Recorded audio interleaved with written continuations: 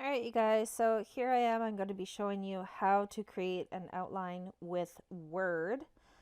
And if you don't have Word, then you're going to have to improvise and still do something similar, because this is going to be the proper way of creating an outline. So the first thing that you do is you put your page number and last name in the header. So we'll go top of page and we do plain number 3, and then type in your last name, and then you have to add in a space. Okay, so that is how you put in your name and page number in the header, and then you just close the header from there.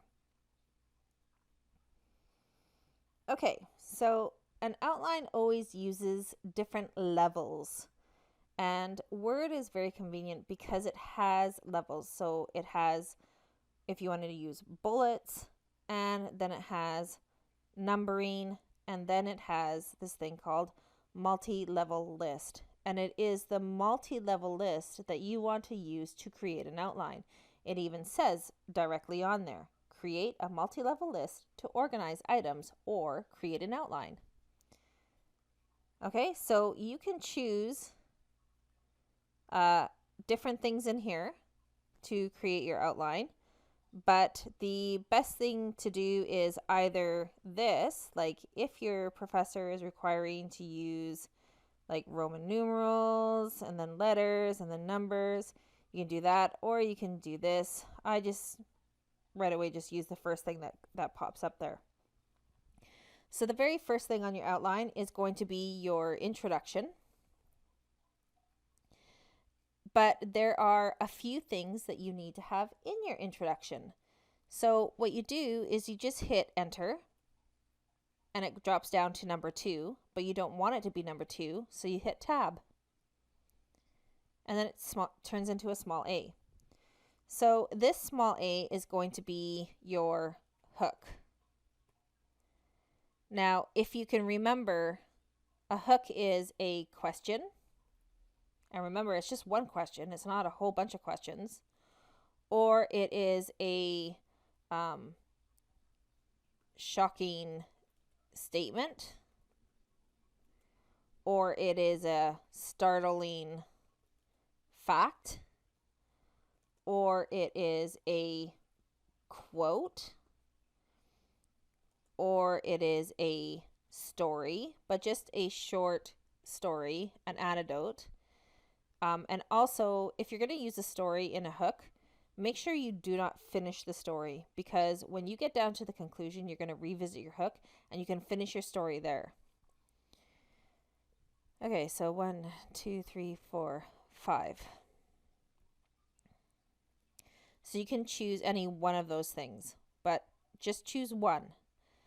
And then the next piece of information that you are going to need is background information.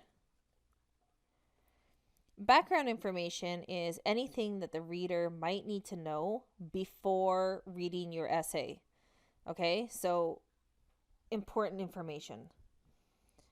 For example, if you're writing about the gender expectations or the failed expectations of soldiers during a war, right? You may need to have information in there, things about the war, like when it happened, who was it against, was there something like conscription going on? Conscription is basically when people didn't have a choice; they had to join the army. In that case, they weren't really ready to be soldiers, or they weren't prepared emotionally to be soldiers. Okay, so that's background information. Now, in this case, because we are writing specifically about something and we had a reading for it, your background information is going to end up being a summary of the reading.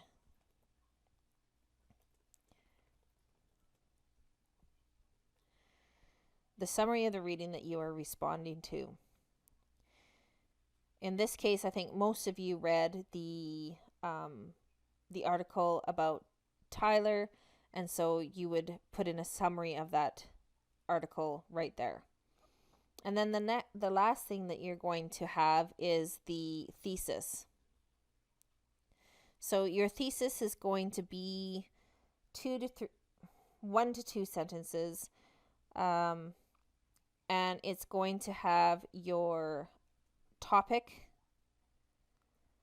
plus what you have to say about it, which is your stance. And then it's going to have your outline. And these are the outline to your major points, aka paragraphs. Whoops.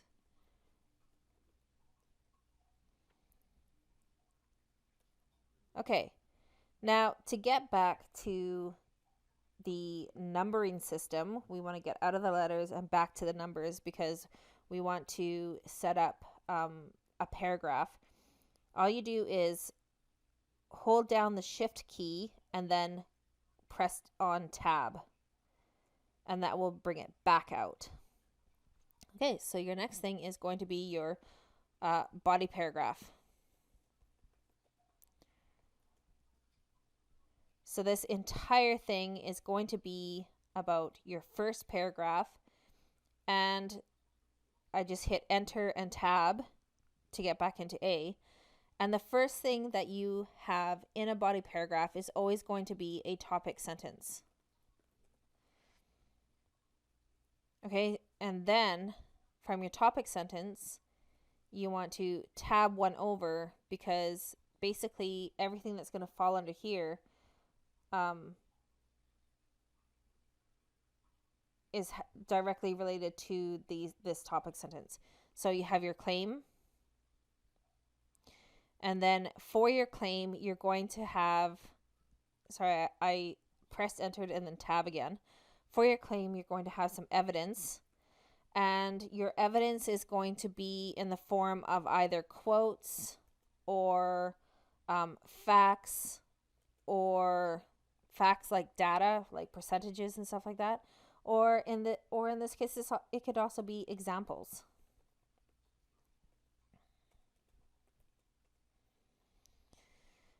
Okay, and then you are going to have analysis.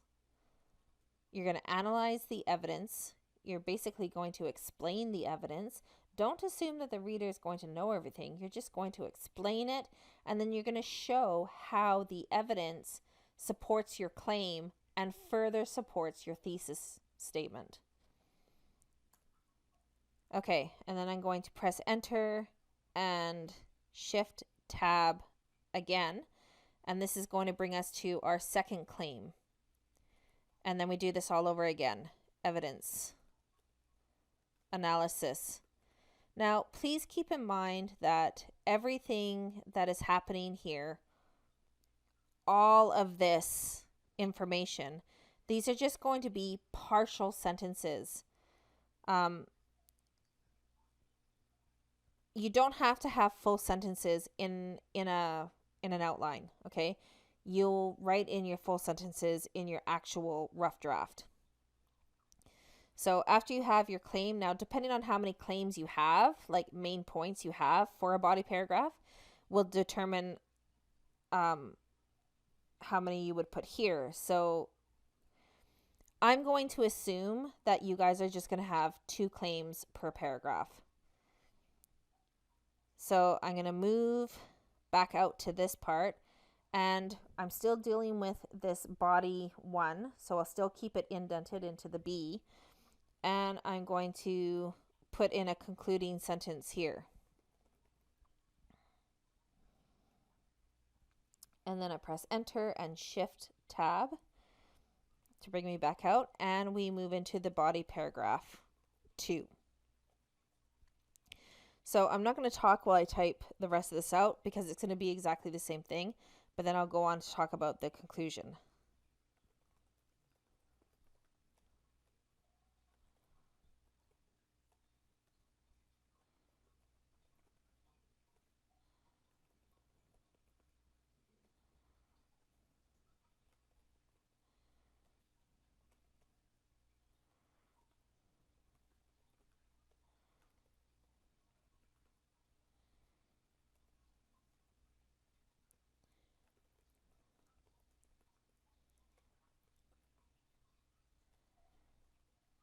Okay, so we are now out to the fourth thing, which is our conclusion.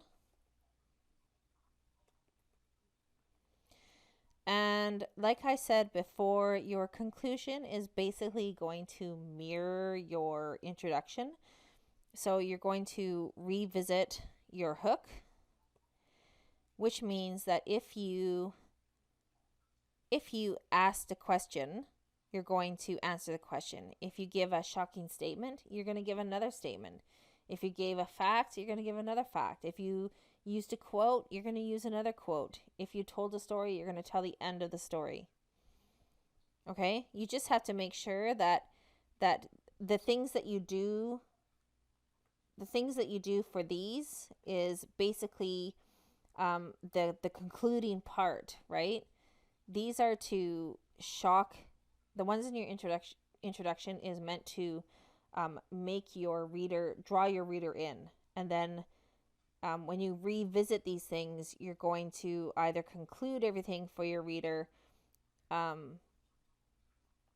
or do something similar to that. So revisit hook. And then you are going to summarize your own essay. So you're going to step the reader through your main points, basically to remind the reader what you just did.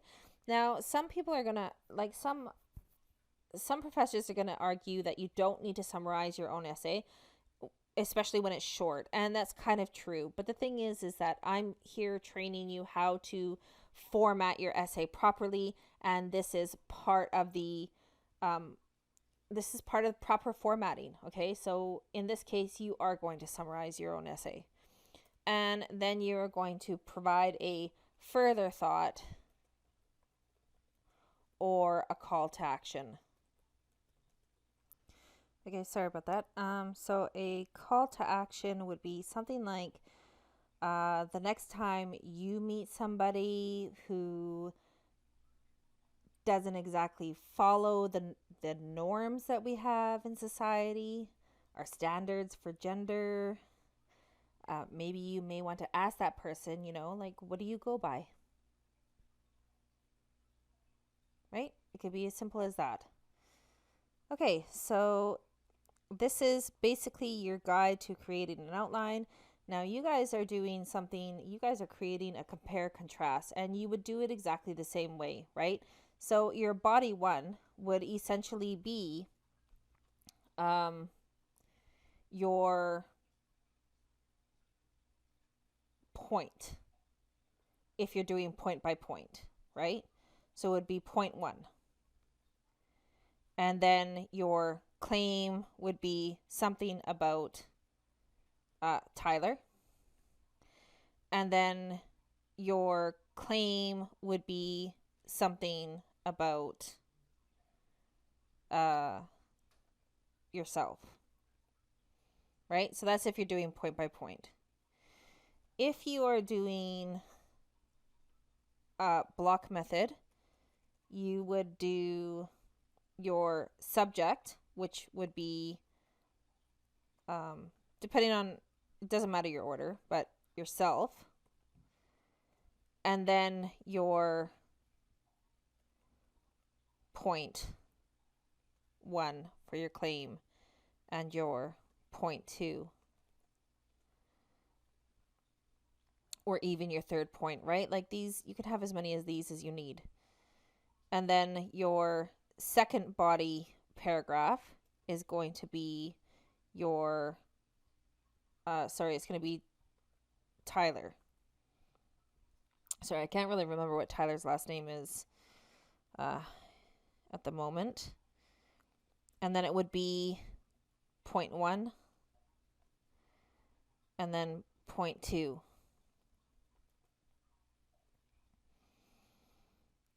Okay, and then for evidence for yourself, it's just going to be examples. That's the only thing you have to draw on. And then your evidence for Tyler, of course, is going to come from directly from the reading. So in this case, you can use quotes. Okay, so that basically steps you through an outline, and then I just showed you how you can create a compare or contrast outline using this outline method. It's fairly simple. So I'm going to save this document and I'm going to put it in Blackboard so that, you know what, if you have Word, you can just upload it and put in your own sentences on here. Of course, you're going to make sure that you change this header up here, right? Like you don't want to have my last name on there. So yeah, so you can do all that. And I'm probably going to do a grammar lesson as a video as well, so be on the lookout for that. Okay, cheers.